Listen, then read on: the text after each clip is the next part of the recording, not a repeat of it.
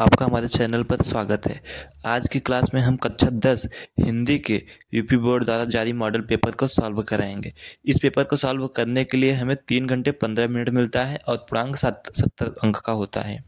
चलिए इसके कुछ निर्देश हैं, हम पढ़ लेते हैं। क्या है? प्रारंभ के 15 मिनट परीक्षार्थी को प्रश्न पत्र पढ़ने के लिए निर्धारित है। इसका मतलब कि जो 15 मिनट एक्स्ट्रा दिए जाते हैं, किसके लिए दिए जाते हैं? प्रश्न पत्र को पढ़ने के लिए। अगला क्या है? प्रश्न पत्र दो खंड अ तथा खंड ब में विभाजित है। यह 2 खंडों में विभाजित है प्रश्न पत्र, खंड अ तथा खंड ब। तीसरा क्या है? प्रश्न पत्र के खंड अ में वह विकल्पी प्रश्न है जिसमें सही विकल्प का चयन करके ओएमआर शीट पर नीले अथवा काले बाल पॉइंट पेन से सही विकल्प वाले गोले को पूर्ण रूप से काला करें। इसका मतलब हमें क्या करना है? काले या फिर नीले बाल पॉइंट पेन से हमें यूज करना है। सिर्फ इसमें हमें बाल पॉइंट पेन का उपयोग करना है। और क्या है? खंड अ में बहुविकल्पी प्रश्न हेतु प्रश्न के लिए 1 अंक निर्धारित है। इसका मतलब बहुविकल्पी प्रश्नों में एक प्रश्न के लिए 1 अंक दिए जाएंगे। अगला क्या है? ओएमआर शीट पर उत्तर अंकित किए जाने के पश्चात उसे काटे नहीं तथा इरेजर एवं व्हाइटनर का आदि का उपयोग न करें। अगला क्या है? प्रत्येक प्रश्न के सम्मुख उनके अंक का निर्धारण किए गए हैं। सभी प्रश्नों के आगे उनके कितने अंक के हैं, सबका निर्धारण किया गया है। चलिए आगे देखते हैं क्या है। हमारा क्या है? खंड अ क्या है? बहुविकल्पी प्रश्न है जो 20 अंक का है। तो 20 क्वेश्चन है, 20 अंक का है। चलिए पहला क्वेश्चन देखते हैं क्या है। बाबू गुलाब राय किस युग के लेखक हैं? बाबू गुलाब राय किस युग के लेखक हैं? बाबू गुलाब राय ऑप्शन क्या है? भारतेंदु युग। बी ऑप्शन क्या है? द्विवेदी युग। ऑप्शन सी क्या है? शुक्ल युग। ऑप्शन डी क्या है? शुक्लोत्तर युग। तो किस युग के कवि हैं ये? लेखक हैं ये द्विवेदी युग के लेखक हैं। बाबू गुलाब राय द्विवेदी युग के लेखक हैं। अगला क्वेश्चन क्या है? चिंतामणि किस विधा की रचना है? चिंतामणि निबंध है। ऑप्शन बी कविता है। ऑप्शन सी नाटक। ऑप्शन डी कहानी। चिंतामणि किस विधा की रचना है? चिंतामणि निबंध है। किसकी है? आचार्य रामचंद्र शुक्ल की है। अगला क्वेश्चन देखिए क्या है। गबन किसकी रचना है? ये तो सभी लोग जानते हैं। गबन किसकी है? मुंशी प्रेमचंद्र की है। किसकी है? मुंशी प्रेमचंद्र की है।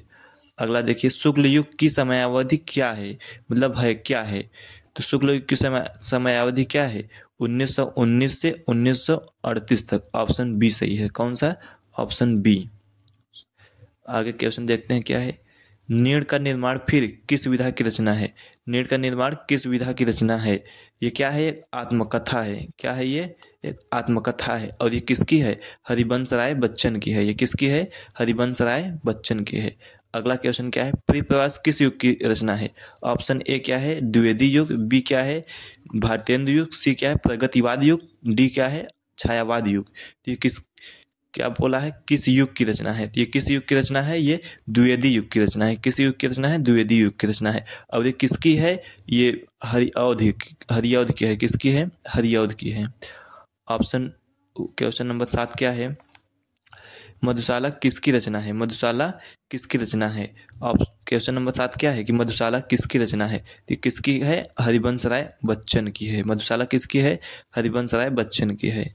क्वेश्चन 8 क्या है? भारत भारती किसकी रचना है? भारत भारती किसकी रचना है? 4 ऑप्शन क्या है? सियाराम शरण गुप्त, मैथिली शरण गुप्त, जयशंकर प्रसाद, महादेवी वर्मा। तो किसके? ये मैथिली शरण गुप्त के भारत भारती।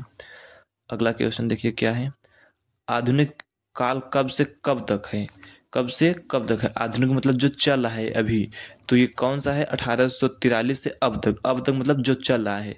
तो ये अब तक ऑप्शन में दिया रहेगा, फिर आज तक दिया रहेगा, तो आधुनिक काल उसी में होगा। क्वेश्चन 10 नंबर क्या है? मतीराम किस युग के लेखक हैं? क्यों कवि हैं? मतीराम किस युग के कवि हैं? मतीराम किस युग के कवि हैं? किस युग के कवि हैं? ऑप्शन डी क्या है? रीतिकाल। ऑप्शन डी रीतिकाल के कवि हैं। हास्य का अस्थाई भाव है। हास्य का अस्थाई भाव, ये तो सभी लोग जानते होंगे कि हास्य का अस्थाई भाव क्या होता है? हास होता है। क्या होता है? हास होता है।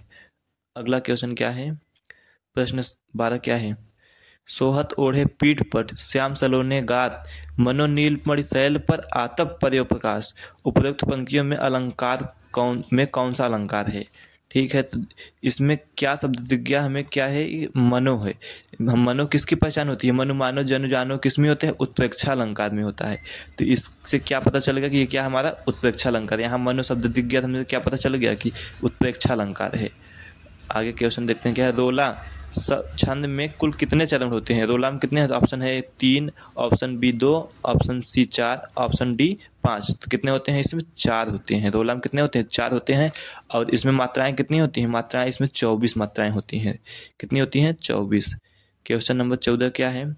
आकर्षण शब्द में किस उपसर्ग का प्रयोग किया गया है। आकर्षण में किस शब्द का प्रयोग किया गया है, तो आकर्षण उपसर्ग किसे कहते हैं, जो शब्द के पहले लगते हैं, जो शब्द के पहले लगते हैं। तो इसमें वी नहीं लगा है, मान नहीं लगा है, अक नहीं है, क्या है ये, आ लगा है। तो क्या हो जाएगा, आ हो जाएगा हमारा।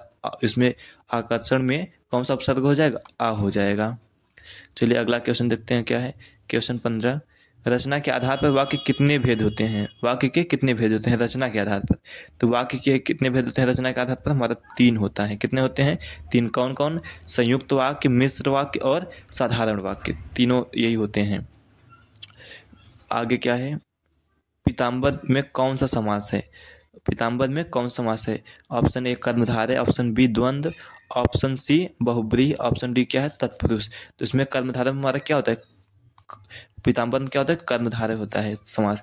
अगर हमें ऑप्शन में कर्मधारय नहीं दिया रहेगा, अब वही बहुब्रीहि रहेगा, तब हम बहुब्रीहि लगाएंगे। अगर कर्मधारय भी है तो हमें क्या लगाना पड़ेगा, कर्मधारय लगाना पड़ेगा।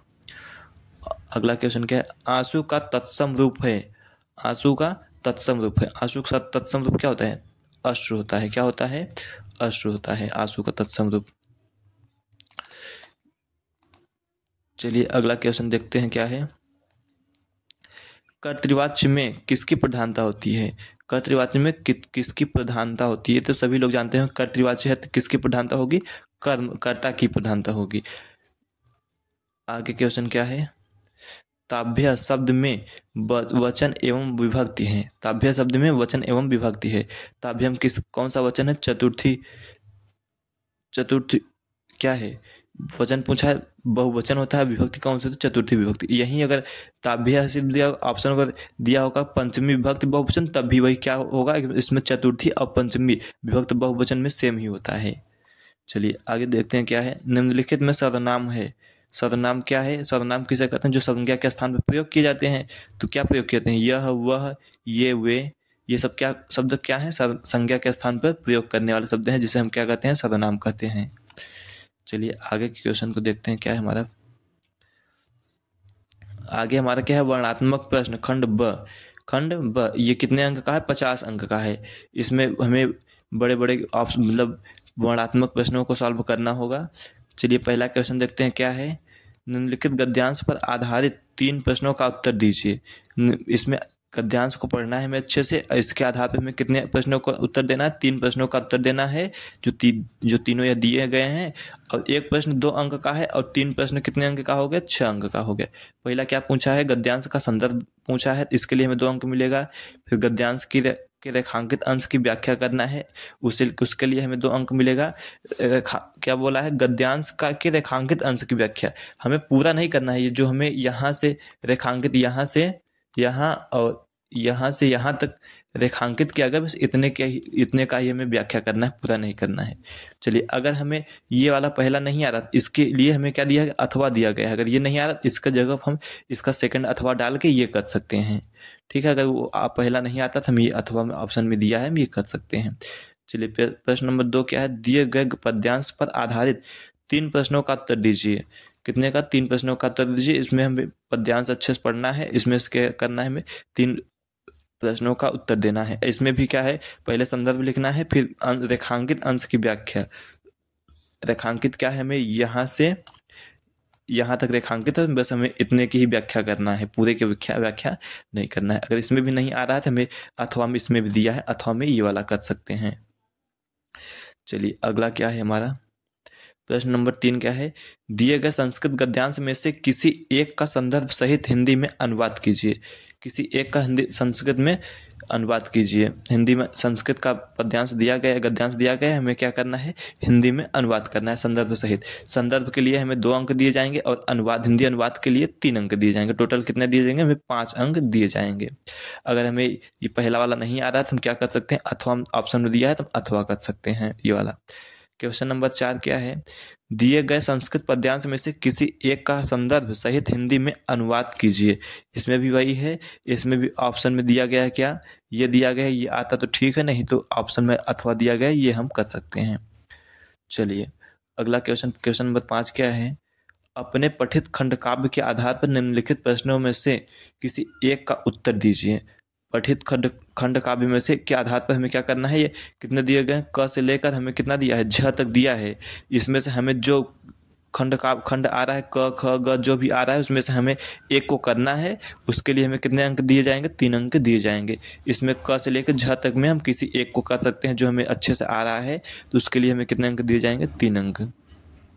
अगला क्वेश्चन क्या है, प्रश्न 6 का क्या है, दिए गए लेखकों में से किसी एक का जीवन परिचय लिखते हुए उनकी एक प्रमुख रचना का उल्लेख कीजिए। इसमें हमें 3 लोग का दिया गया, क्या, डॉक्टर राजेंद्र प्रसाद, जयशंकर प्रसाद, आचार्य रामचंद्र शुक्ल। इसमें ये तीनों लोग इंपॉर्टेंट है, आप लोग तीनों लोग का याद कर लेंगे तो किसी न किसी एक लोग का बोर्ड एग्जाम में आपको देखने को मिलेगा। इसमें जीवन परिचय लिखना है। जीवन परिचय के लिए आपको 3 अंक दिए जाएंगे और उनकी रचनाओं का उल्लेख करने के लिए आपको 2 अंक दिए जाएंगे। चलिए प्रश्न 6 का ख क्या है, दिया गया है, दिए गए कवियों में से किसी एक का जीवन परिचय देते हुए अपनी प्रमुख रचनाओं का उल्लेख कीजिए। इनका कहने का मतलब कि इसमें भी वही दिया गया है कि उनका जीवन परिचय देना है, उनके रचनाओं को लिखना है। तो उसके लिए हमें कितना अंक दिए जाएंगे, 5 अंक। 3 ऑप्शन दिए हैं, 3 में से किसी आप एक को लिखना है। तीनों ही इंपॉर्टेंट है, किसी एक का लिखेंगे आपको 5 अंक मिलेगा। अगला क्वेश्चन क्या है, अपनी पाठ्य पुस्तक में से कंठस्थ कोई एक श्लोक लिखिए जो इस प्रश्न पत्र में न आया हो। इसका मतलब है कि हमें एक श्लोक लिखना है जो इस प्रश्न पत्र में ना आया। उसके लिए हमें कितने दिए जाएंगे, 2 अंक दिए जाएंगे और आप एकदम शुद्ध लिखेंगे, साफ साफ लिखेंगे तो आपको 2 अंक पूरे में पूरे दिए जाएंगे। क्या है अगला, निम्नलिखित में से किन्हीं 2 प्रश्नों का उत्तर संस्कृत में दीजिए। हमें 4 ऑप्शन दिए गए, 4 क्वेश्चन दिए हैं, 4 में से किसी 2 का लिखेंगे आंसर। उसके लिए हमें क्या दिए जाएंगे, 2 अंक दिए जाएंगे। एक प्रश्न का 1 अंक दिया जाएगा, 2 प्रश्न का 2 अंक दिया जाएगा। सिर्फ 2 ही करना है 4 में से। क्वेश्चन नंबर 9 क्या है, निम्नलिखित में से किसी एक विषय पर निबंध लिखिए। क्या है, किसी एक विषय पर निबंध लिखना है। हमें क्या क्या, पर्यावरण दिया गया है, पर्यावरण के संरक्षण के उपाय, आतंकवाद दिया गया है, और क्या दिया गया है, जनसंख्या का लाभ हानि दिया गया है, नारी सशक्तिकरण। ये चारों ही इंपॉर्टेंट है और आप एक पर्यावरण प्रदूषण पर याद कर लेंगे, अच्छे से समझ लेंगे हेडिंग बाय हेडिंग, जिससे आप लिख पाएँ। पर्यावरण प्रदूषण पर भी अधिक आता है। इसके लिए आपको कितने अंक दिए जाएंगे, 7 अंक दिए जाएंगे। चलिए क्वेश्चन नंबर 10 क्या है, अपनी विशेष रुचियों का उल्लेख करते हुए अपने मित्र को एक पत्र लिखिए। उसके लिए क्या है, हमें 4 अंक दिए जाएंगे। किसी अथवा भी दिया गया है, हमें पहला नहीं आ रहा है तो हम क्या कर सकते हैं, अथवा कर सकते हैं। जो हम आपको अच्छे से लेके, हम इसको अच्छे से लिख लेंगे, आप उसको अच्छे से लिखना है। उसके लिए आपको कितना दिया जाएगा, 4 अंक दिया जाएगा। अथवा हम क्या है, उत्तर मध्य रेलवे को एक शिकायती पत्र लिखिए जिसमें टिकट निरीक्षण द्वारा किए गए अभद्र व्यवहार का उल्लेख हो। तो इसको अगर हमें ये वाला अच्छे से आ रहा है तो ये करेंगे, नहीं आ रहा है तो अथवा वाला अच्छे से कर लेंगे। चलिए ये था हमारा क्या, यूपी बोर्ड द्वारा जारी UPMSP वेबसाइट पर से हमने इसको डाउनलोड किया है। ये यूपी बोर्ड द्वारा जारी प्रश्न पत्र है। इसमें से आपको कई प्रश्न पेपर में, बोर्ड एग्जाम के पेपर में देखने को मिलेगा। चलिए आज की क्लास को यहीं ख़त्म करते हैं। धन्यवाद।